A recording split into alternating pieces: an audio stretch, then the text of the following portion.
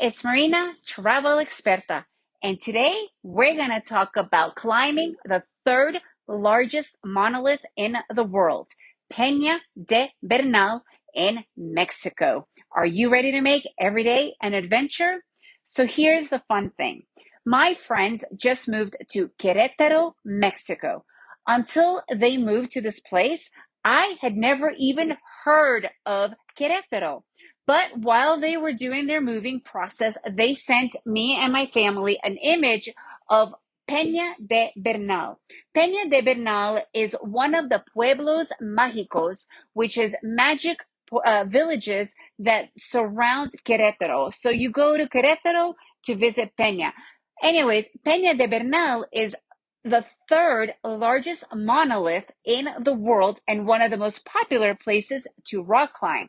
And since they know that my kids and husband are avid rock climbers, I all of a sudden had a huge light bulb that we are going to go and visit them, and my sons will go climbing because today I'm barely able to go traveling unless there is some rock climbing involved.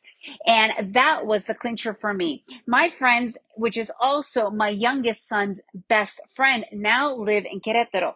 So you get to Peña, you could certainly stay in Peña de Bernal. Peña de Bernal is this tiny, adorable, beautiful little village. And it is really little, which makes it really easy to get around. And it all is surrounded by this monolith, this unbelievable, huge, just rock in the middle of nowhere. The rock is itself over 350 meters high. So it's almost 3,000 meters high, 3,000 feet high. It is enormous, obviously, right? And it is really popular for climbing purposes, for multi-pitch climbing and bouldering. My sons don't do multi-pitch. They are more sports climbers and bouldering. So since my husband has had a pretty severe accident, he's not able to climb right now, I had to find a good climbing guide. And before we arrived, I did a lot of homework to find a good professional climbing guide because my kids are not just the beginning novices who just want to try it. You know, they are really advanced, pretty much.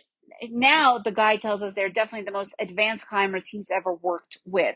But you have to find the correct climbing guide for that level. Otherwise, they're all just pretty, cookie cutter, not so great.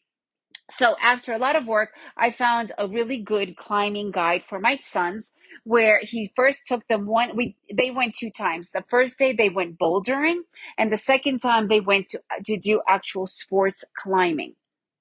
So the first day, me and my husband also went, but we went to the village itself. My husband could walk, but with a limp. So the point that I was saying that it's tiny really was magical for many reasons, because my husband was able to walk around and see the beautiful little town, and I was able to enjoy it with him as well.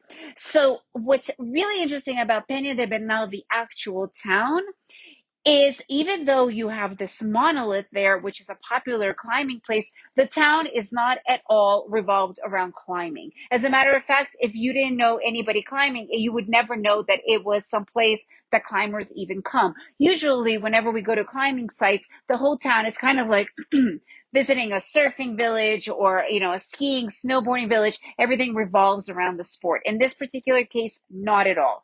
Super colorful, beautiful, closed streets, tiny for you to walk around.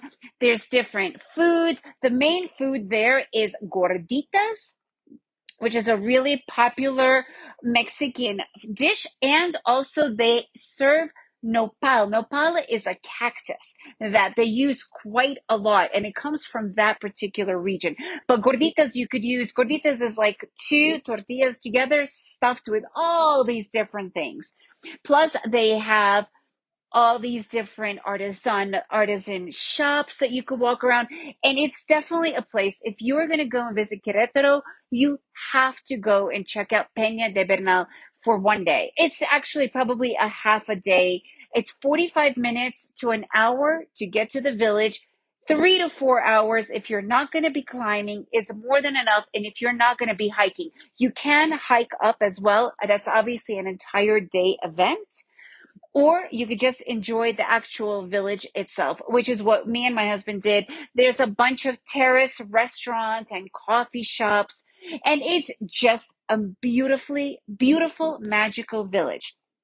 So if you guys are going to go to Querétaro, please take one day and visit at least one of the Pueblo Mágicos, which would be Peña de Bernal or San Miguel de Allende. Make sure to listen to my podcast on Querétaro itself and San Miguel de Allende. I have two podcasts really talking a lot about what there is to do, why to visit those two areas as well. And if you enjoyed this episode, please leave me a review and share it with your friends. And if you want to make every day an adventure, make sure to go to my website, travelexperta.com, travel expert with an A.com, to get a list for free. And make sure you make every day an adventure.